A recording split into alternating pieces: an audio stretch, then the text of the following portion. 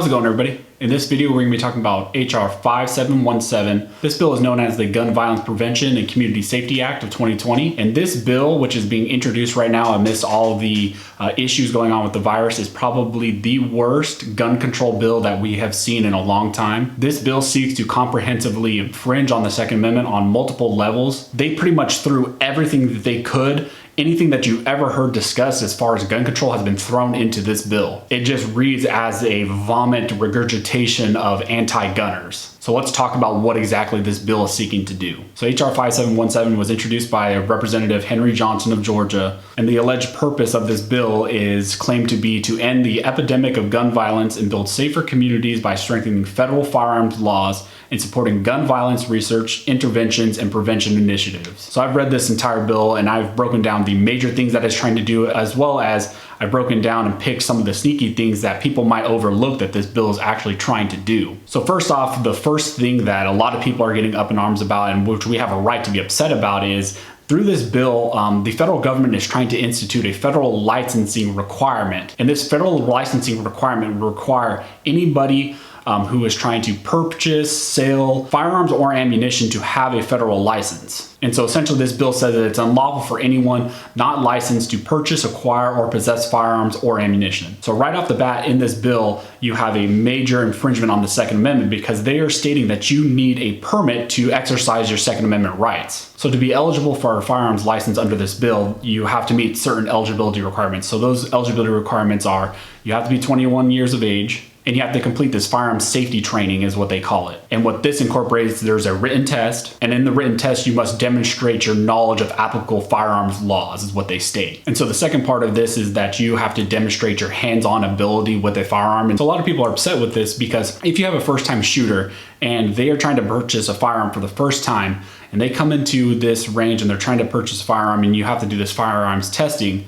how are they going to actually meet this requirement when they don't have a gun that they can test with? And actually, as you read on with this bill, a lot of people are saying, well, they'll just rent one from the store. But when you actually read this bill, there's a provision in there where you are not allowed to loan or rent or anything a firearm to someone who does not have a license. So if an individual doesn't already purchase a firearm, they are not going to be able to meet this requirement. A gun store under this bill is not allowed to actually rent or loan a gun to a person to meet this testing requirement. And so the third part of this to get your firearms license is you have to have a background check, and then you also have to give them a photograph for your license. There is language in this bill with the firearms licensing stating that they will do annual update background investigations on everyone. And this is everybody. If you have a federal firearms license, if you went through this process, you buy a firearm or ammunition legally, they will do annual update background checks on you. So why a lot of people should be concerned about this, because this is a more stringent requirement than we even have in California for us to be able to purchase a firearm. And so they state that the penalty for purchasing a firearm ammunition,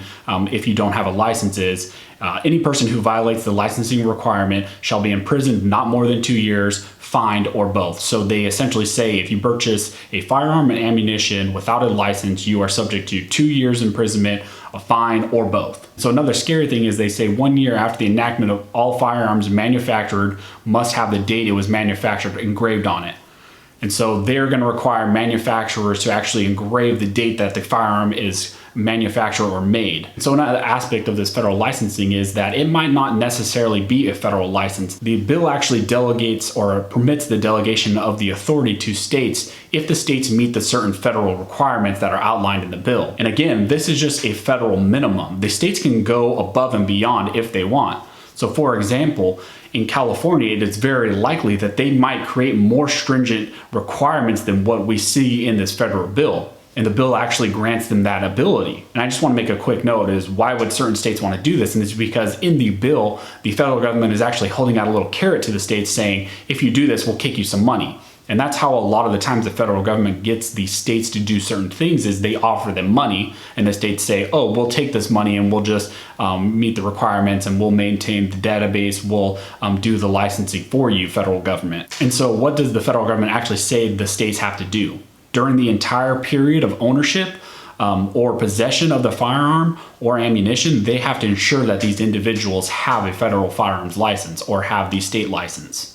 So again, this is not something where you just get a license one time, purchase a firearm, purchase ammunition. This is a continual update thing. You have to maintain the state or federal firearms license during this entire period. And if you don't, the language of this bill actually puts into effect the ability of the state or the federal agencies to step in and confiscate your firearms and ammunition.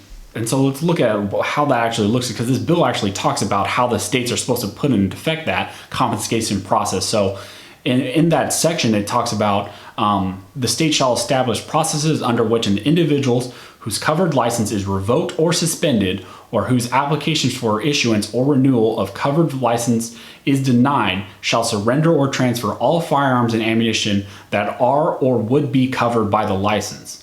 So essentially, the bill here is saying that the states have to put into effect a process of general confiscation. If you don't meet the continued firearms licensing requirement, the states or the federal government has to have into effect a process for them to confiscate your firearms or your ammunition. So let's move away from the licensing requirement that we've talked about that's so blatantly a violation of the Second Amendment. And let's look at now the background checks, or the universal background checks that we always hear thrown out all around. This bill actually has language for a universal background check. So the bill states that 180 days after the enactment of this language, the federal government must put in place a universal database. And so part of this federal universal background check requirement is they are going to establish across the board a 7-day waiting period. So for a lot of states, that is more than what you are used to. I know when I was in Pennsylvania, the background check was run it, 30 minutes later, you get your firearm. Here in California, we have a 10-day waiting period. So for us, it might be better, but this bill is across the board horrible, and it's going to institute a 7-day waiting period for everyone.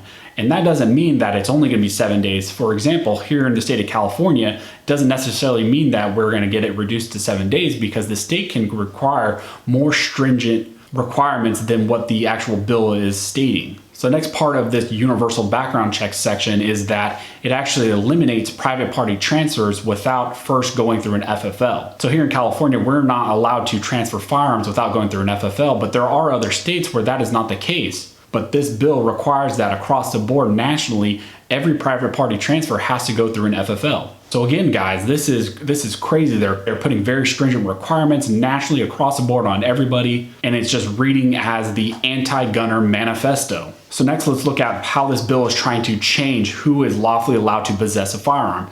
This bill goes as far as changing the age requirement for those individuals who are allowed to purchase firearms and ammunition. And it states that no one under the age of 21 is allowed to purchase firearms or ammunition. But funny enough, then they throw in this weird section where they talk about, well, you know, these individuals under 21, where they might be able to buy firearms or ammunition through a parental slip, essentially is how it reads.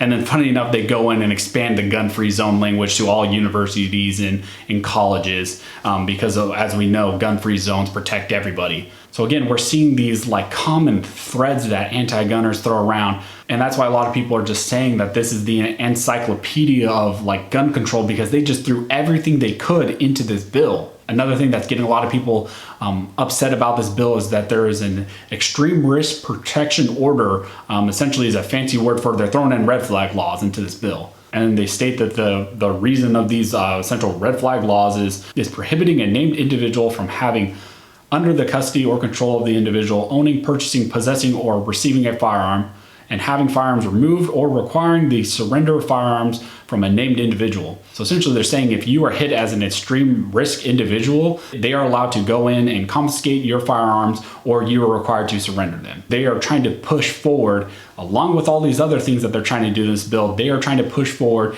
a national red flag law. And so next on this bill's agenda is an assault weapons ban. They even throw an assault weapon ban in this bill. And so they go in various ways in this bill and define what they consider to be an assault weapon. And it is very broad, it is very expansive, and it pretty much almost bans every single semi-automatic rifle, every semi-automatic pistol, almost every make and model of a specific firearms that you are familiar with. And it's just a vast, overreaching bill. So for example, they define a semi-automatic assault weapon as a semi-automatic rifle that has the capacity of accepting a detachable magazine and any of the following. So any one of the following: a pistol grip, a forward grip, a folding or telescoping or detachable stock, a grenade launcher, a threaded barrel, a barrel shroud, and then they also say it could be any semi-automatic rifle that has a fixed magazine that has the capacity of accepting more than 10 rounds. They define assault weapons as a semi-automatic pistol that has the capacity of accepting a detachable magazine in any of the following: the threaded barrel, the second pistol grip, a barrel shroud. They throw in a weight over 50 ounces, a stabilizing brace. So they go as far as saying any semi-automatic pistol that has those features is an assault weapon under the language of this bill and is therefore not allowed. And then they even go into adding specific types of firearms and models as assault weapons. They say that any AK or any AK variant, any AR or any AR variant, they name specific things like SCARs to VORs. And then they even say that any combination of parts, lower receivers, uppers is how it almost reads, can be defined as assault weapons. So they're even saying any parts or a combination of parts used to make any of those like AKs, ARs, anything like that are considered assault weapons under this language. They're even saying unfinished lowers, like so your 80% lowers or your ghost guns, they are saying those are also considered to be assault weapons under this language. So again, this bill is crazy. It reaches, and they are trying to violate the Second Amendment in the most comprehensive way that they can think of. They just went down the list and threw everything that they hate about the Second Amendment, everything that has ever been discussed as far as gun control has been added into this bill. They then go into silencers, saying pretty much that they're going to ban all silencers. They even also then say that they're going to restrict firearm purchases. They state that it is going to be illegal to sell or purchase more than one firearm for a 30-day period. So this means that you can only buy a shotgun. If you buy a shotgun in 30 days, you can't buy a handgun or a rifle. You have to wait another 30 days to buy any other firearm. And then they decide, you know what? We got to get some money to implement all these things, and we got to find a way to get all this money that we're promising to the states. And they say, well, why don't we throw in added tax? So this bill then adds in a tax provision, and they say that they're going to tax all firearms at a 30% rate, and then they're going to tax all ammunition sales at a 50% rate. So not only are they trying to restrict your ability to get your hands on firearms and ammunition, but then they're going to try to tax you out of your house and home when you are able to get your hands on firearms or ammunition. So then the final thing I want to talk about is they put in some gun shop provisions here. And so they require gun shops to have a certification through the federal government or through the state equivalent. And the gun shops and the dealers are essentially supposed to submit a security plan to the state agency or to the federal government. And if they fail to do so, then they are hit with a $5,000 fine. And then gun shops here under this bill can be subject to annual inspections by the ATF, by the AG, by the state. Whoever wants to do an inspection on these high risk dealers, they can step in and do inspections on these gun shops. So as you guys can tell, this bill is crazy. They are trying to do everything that has ever been mentioned as far as gun control. Anything that has ever hit the news that you can think of has been thrown into this specific bill, this HR 5717. So if this guy passes, guys, this truly is going to be the gun apocalypse, because they are essentially going to try to get rid of our Second Amendment rights with one bill. This bill has everything that we hate as Second Amendment advocates. So I strongly suggest you guys contact your local representatives. I'm going to put a link down to Firearms Policy Coalition down in the details. I'm not sponsored by them in any ways. I just believe Firearms Policy Coalition does great things. And so I recommend you guys get a membership and support them, because I'm sure they're going to be fighting this. If you have any questions as far as this bill, please write down in the comments and I'll try to answer to the best of my ability. Thank you guys all for your continued support. I have been shocked by the amount of love that you guys have given me. If you like the content, if you like my videos, you like the stuff that I put out, the best way to support the channel is to join the Patreon. I'll put a link down in the description below. Also, you can support the channel by using the various affiliate links down in the description. So as always, thanks you guys for watching. Don't forget to like and subscribe. And never forget, a nation that draws a great distinction between its scholars and its warriors will have its laws written by cowards and its wars fought by fools.